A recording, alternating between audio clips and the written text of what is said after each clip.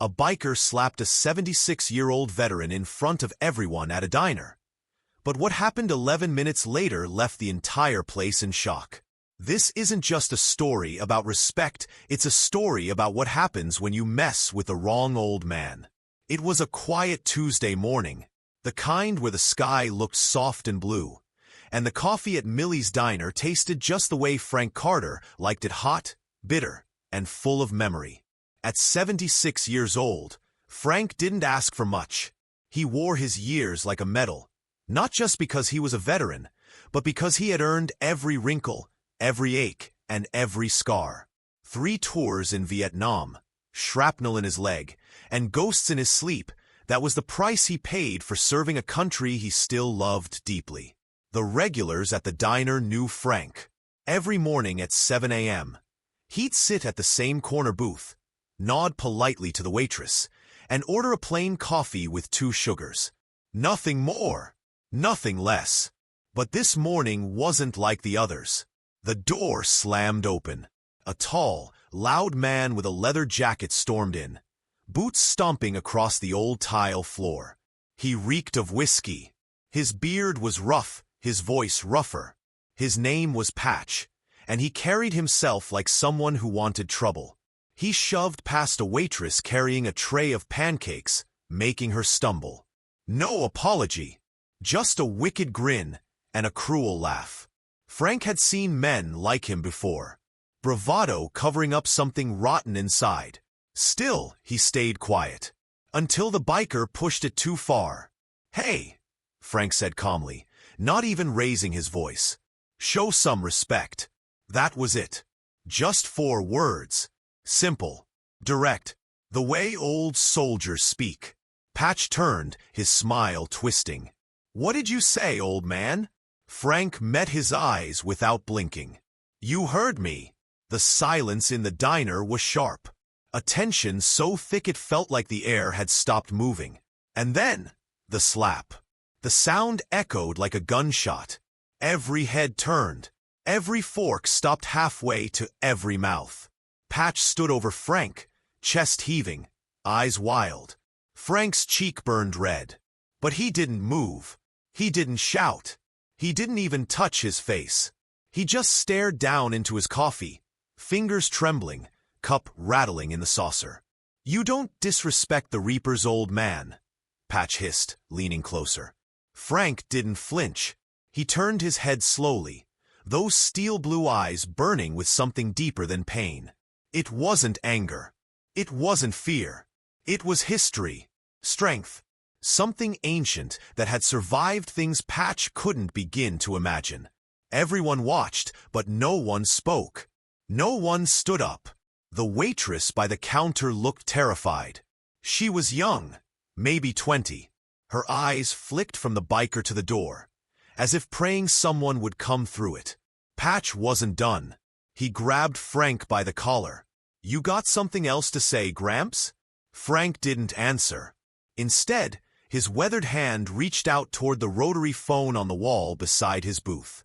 The phone looked as old as him, dusty and ignored. "Until now." Patch laughed. "You calling your retirement home?" Frank didn't even blink. He picked up the receiver, dialed a number from memory, and then, in a voice calm as thunder before the storm, he said 2 words. "Son? Now." Then he hung up. Patch blinked. What was that supposed to mean? Frank said nothing, just folded his hands in front of him. "Waiting." The biker sneered and pulled out a knife. Not to stab, just to scare. Flashy. Dramatic. Dangerous. The waitress gasped. But Frank's eyes never left the table. He didn't panic. He didn't plead. He just waited. And somewhere, deep in the distance, the ground began to rumble. Outside the diner, something strange was happening. The ground began to tremble.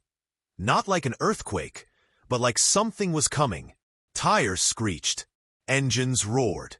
The air filled with a heavy hum that made people stand from their seats and stare out the windows. Then they saw it. A military Humvee pulled into the parking lot. Fast. Then another. And another.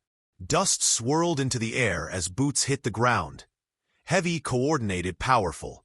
Inside the diner, Patch froze. The knife in his hand suddenly felt less threatening. The laughter had disappeared from his face. His bravado melted into confusion and fear. The door slammed open. Captain Daniel Carter walked in first, his uniform crisp, his metal shining, his jaw tight with fury. Behind him were 6 armed soldiers. Every customer inside the diner stepped back. But Frank? He didn't move. He just sipped his coffee. Captain Carter scanned the room once and locked eyes on the man with the knife. "You hit a decorated veteran," Daniel said, voice low and steady. "Now you deal with me." Patch stuttered, his mouth opening and closing like a fish gasping for air. Then he lunged forward, knife raised. Big mistake. One of the soldiers moved like lightning. In one brutal motion, he grabbed Patch's wrist, twisted it hard, and sent the knife clattering to the floor. Another soldier pinned Patch to the ground before he could scream. Frank stood slowly. His knees were stiff, but his spine was straight. He looked at his son, then at the man on the floor. "He doesn't get to walk away, Danny," he said, voice deep with meaning. Captain Daniel Carter nodded. "He won't." The other customers stood in silence, watching something far more powerful than a fight. This wasn't revenge. This was honor defending itself. This was respect being demanded, not asked. Patch was dragged outside, still yelling, still trying to act tough. Daniel followed, leaned in close. "You're lucky the Army handles prisoners better than you handle veterans," he whispered. "Because if it were up to me..." He didn't finish the sentence. He didn't need to. The MP truck slammed shut, and Patch was gone, taken away by the same kind of men he had mocked just minutes earlier. Back inside, the diner slowly returned to life. But the energy had changed.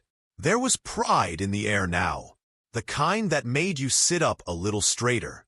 The kind that made you grateful. Frank sat back down, took another sip of coffee, and raised an eyebrow at his son. "You okay, Pop?" Daniel asked, sliding into the booth across from him. Frank smirked, the red mark still fresh on his cheek. "Been through worse." There was a pause. Then, for the first time in a long time, Frank let his son help him up.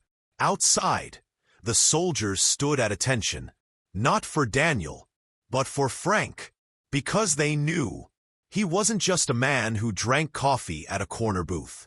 He was a warrior, a survivor, a symbol of something that can't be slapped away. As they stepped into the sunlight, Daniel walked beside him, no longer the captain, just a son walking with his father. Frank looked around and, for the first time in years, felt something settle in his chest. It wasn't pain. It wasn't pride. It was peace. And for the first time in a very long time, Frank Carter didn't feel so old. If this story touched your heart, don't forget to like, comment, and share it with someone who still believes in honor. Drop a karma in the comments below to show your respect for Frank and every hero like him.